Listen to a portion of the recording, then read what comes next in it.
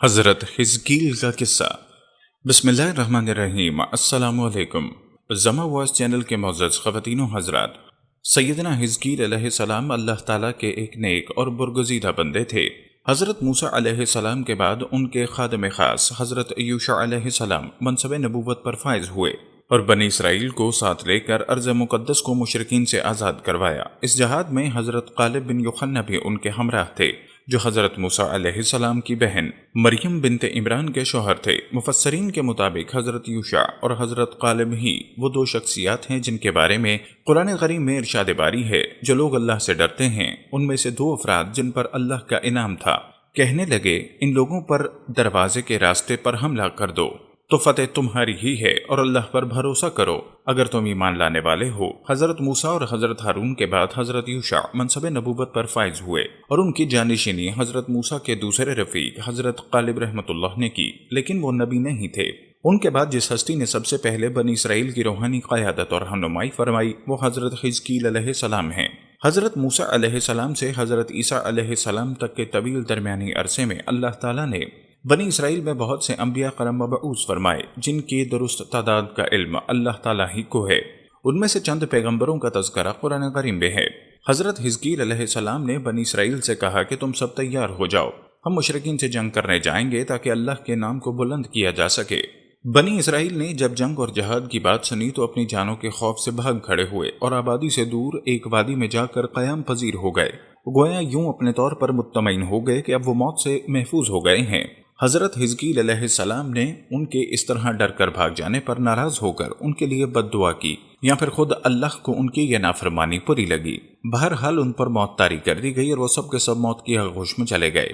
ایک ہفتے بعد وہاں سے حضرت حزقیل علیہ السلام کا گزر ہوا تو انہیں ان کی اس حالت پر افسوس ہوا، جس پر انہوں نے دعا مانگی، یا اللہ ان کو موت کے عذاب سے نجات دے تاکہ ان کی زندگی خود ان کے لیے اور دوسروں کے لیے عبرت اور بصیرت بن جائے۔ دعا قبول ہوئی اور وہ زندہ ہو کر نمونہ عبرت اور بصیرت بنے۔ قرآن کریم کی سورہ بقرہ میں ارشاد ہے، بھلا تم نے ان لوگوں کو نہیں دیکھا جو ہزاروں کی تعداد میں تھے اور موت کے ڈر سے اپنے گھروں سے نکل بھاگے تھے، تو اللہ نے ان کو حکم دیا کہ مر جاؤ، پھر ان کو زندہ بھی کر دیا۔ کچھ شک نہیں کہ اللہ لوگوں پر مہربانی رکھتا ہے، لیکن اکثر لوگ شکر نہیں کرتے۔ سورہ بقرہ۔ بنی اسرائیل کی کوئی جماعت ایک شہر میں بستی تھی، وہاں کوئی سخت وبا جیسے طاعون وغیرہ پھیل گئی، جس پر یہ لوگ جو تقریباً 10,000 کی تعداد میں تھے گھبرا اٹھے اور موت کے خوف سے اس شہر کو چھوڑ کر دو پہاڑوں کے درمیان ایک وسیع میدان میں جا کر قیام پذیر ہو گئے۔ اللہ تبارک و تعالیٰ نے ان پر اور دنیا کی دوسری اقوام پر یہ واضح کرنے کے لیے کہ کوئی موت سے نہیں بھاگ سکتا، دو فرشتے بھیج دیے جو اس میدان کے دونوں سروں پر آ کھڑے ہوئے اور ایک ایسی آواز دی جسے سن کر سب کے سب بیک وقت مر گئے، ایک بھی شخص زندہ نہ رہا۔ آس پاس کے لوگوں کو جب اس واقعے کی اطلاع ہوئی تو وہاں پہنچے، لیکن 10,000 انسانوں کے کفن دفن کا انتظام کوئی آسان نہ تھا، اس لیے انہوں نے ان کے گرد ایک دائرہ سا بنا دیا۔ جلد ہی لاشیں گل سڑ گئیں اور ہڈیاں پڑی رہ گئیں۔ ایک عرصے بعد بنی اسرائیل کے پیغمبر حضرت حزقیل علیہ السلام اس مقام سے گزرے اور اس احاطے میں جگہ جگہ انسانی ہڈیوں کے ڈھانچے بکھرے دیکھ کر حیران رہ گئے۔ اللہ تعالیٰ نے بذریعہ وحی انہیں ان لوگوں کا پورا قصہ بتایا، جس پر حضرت حزقیل علیہ السلام نے دعا کی، یا اللہ ان لوگوں کو پھر سے زندہ فرما دے۔ اللہ تعالیٰ نے ان کی دعا قبول فرمائی، انہیں حکم دیا کہ ان شکستہ ہڈیوں کو اس طرح خطاب فرمائیں، اے پرانی ہڈیوں، اللہ تمہیں حکم دیتا ہے کہ ہر جوڑ کی ہڈی اپنی جگہ جمع ہو جائے۔ پیغمبر کی زبان سے اللہ کا حکم ان ہڈیوں نے سنا اور حکم کی تعمیل کی، جن کو دنیا بے عقل اور بے شعور سمجھتی ہے، مگر دنیا کے ہر ذرے کی طرح وہ بھی اللہ کی تابع فرما بردار اور اپنے وجود کے مناسب عقل و ادراک رکھتی ہے۔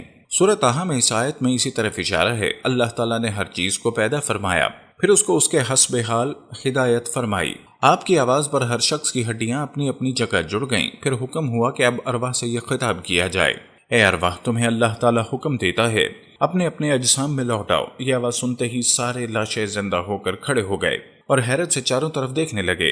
یہ واقعہ دنیا بھر کے فلسفیوں اور عاقلوں کے لیے دعوت فکر اور منکرین قیامت پر حجت کے ساتھ اس ہدایت پر بھی مشتمل ہے کہ موت کے خوف سے بھاگنا، خواہ جہاد سے ہو یا کسی وبا سے، اللہ تعالیٰ اور تقدیر پر ایمان رکھنے والوں کے لیے ممکن ہی نہیں۔ ہر شخص کا اس بات پر ایمان ہونا چاہیے کہ موت کا ایک وقت مقرر ہے، وہ اس سے ایک سیکنڈ پہلے آ سکتی ہے، نہ ہی ایک لمحے کے لیے مؤخر ہو سکتی ہے، اس لیے فرار فضول ہے اور اللہ تعالیٰ کی ناراضگی کا سبب بھی۔ جس بستی میں طاعون کی وبا پھیلی اس کا نام داوردان تھا، جو واسط شہر سے ذرا پہلے واقع تھی۔ بخاری و مسلم میں ہے کہ نبی کریم صلی اللہ علیہ وسلم نے فرمایا، اس بیماری طاعون کے ذریعے اللہ تعالیٰ نے تم سے پہلی قوموں پر عذاب نازل فرمایا ہے۔ سو جب تم یہ سنو کہ کسی شہر میں طاعون یا کوئی اور وبا پھیل رہی ہے تو وہاں نہ جاؤ، اور اگر کسی بستی میں یہ مرض پھیل جائے تو تم وہاں موجود ہو تو وہاں سے بھاگ کر نہ نکلو۔ خلیفہ دوم امیر المومنین سیدنا عمر فاروق ایک مرتبہ شام کے سفر پر روانہ ہوئے۔ ابھی آپ شام کی سرحد کے قریب تبوک سے ذرا پہلے مقام سرخ تک پہنچے تھے کہ شام میں طاعون پھیلنے کی اطلاع ملی۔ یہ ملک شام کی تاریخ کا ایک بڑا سانحہ تھا جس میں بہت سے صحابہ اور تابعین بھی لقمہ اجل بنے۔ امیر المومنین نے رک کر صحابہ کرام سے مشورہ کیا، لیکن کوئی واضح فیصلہ نہ ہو سکا۔ حضرت عبد الرحمن بن عوف اس مجلس میں موجود نہیں تھے۔ جب وہ آئے اور انہیں اس بات کا علم ہوا تو انہوں نے فرمایا، امیر المومنین، میں نے رسول اللہ سے سنا ہے، آپ نے فرمایا تھا کہ جب کسی علاقے میں طاعون کی وبا پھیل جائے تو تم وہاں موجود ہو تو وہاں سے راہ فرار اختیار نہ کرو، اور جب کسی علاقے کے متعلق سنو کہ وہاں وبا ہے تو وہاں مت جاؤ، کیونکہ یہ وہ بیماری ہے جس کے ساتھ تم سے پہلی امتوں کو عذاب دیا گیا۔ بخاری اور مسلم۔ حضرت عمر فاروق نے جب یہ حدیث سنی تو آپ نے ملک شام میں داخل ہونے کا فیصلہ مؤخر کر دیا اور تمام رفقا کو مدینہ منورہ واپسی کا حکم دیا۔ حضرت حزقیل اور بنی اسرائیل سے متعلق اس واقعے میں 3 نہایت اہم باتیں جو ہر مسلمان کو دعوت فکر دیتی ہیں۔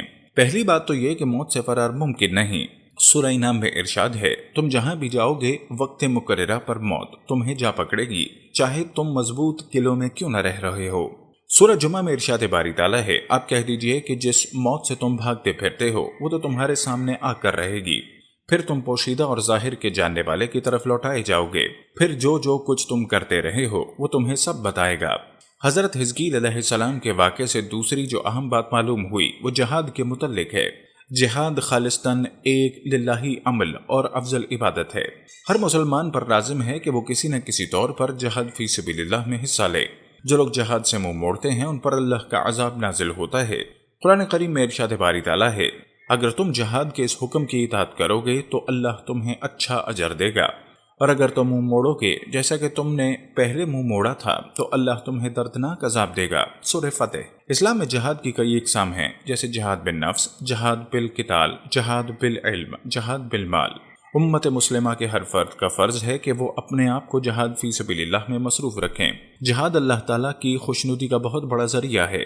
سورہ روم میں ارشاد ہے، پس آپ رحمت الہی کے آثار دیکھیں کہ زمین کو موت کے بعد اللہ کس طرح زندہ کر دیتا ہے، کچھ شک نہیں کہ وہ مردوں کو زندہ کرنے والا اور ہر چیز پر قادر ہے۔ سورہ بقرہ میں ارشاد باری تعالیٰ ہے، اور جب ابراہیم نے کہا، اے میرے پروردگار، مجھے دکھا کہ تم مردوں کو کس طرح زندہ کرے گا، اللہ نے فرمایا، کیا تمہیں ایمان نہیں؟ جواب دیا، ایمان تو ہے، لیکن میرے دل کو تسکین ہو جائے گی۔ فرمایا، اچھا 4 پرندے لو، ان کے ٹکڑے کر لو، پھر ہر پہاڑ پر ان کا ایک ایک ٹکڑا رکھ دو، پھر انہیں پکارو، وہ تمہارے پاس دوڑتے ہوئے آ جائیں گے، اور جان رکھو کہ اللہ تعالیٰ غالب ہے، حکمتوں والا ہے۔ یہ تھا حضرت حزقیل کا قصہ جو ہم نے آج آپ تک پہنچایا کہ کیسے اللہ رب العزت نے انبیاء کرام کے ذریعے بنی اسرائیل پر انعامات کیے اور انہوں نے اللہ کی نافرمانی کی اور اللہ کے راستے سے منہ موڑا۔ دعا ہے کہ اللہ رب العزت ہمیں اپنی طرف رجوع کرنے اور گناہوں سے بچنے کی توفیق عطا فرمائے، آمین۔ السلام علیکم ورحمۃ اللہ وبرکاتہ۔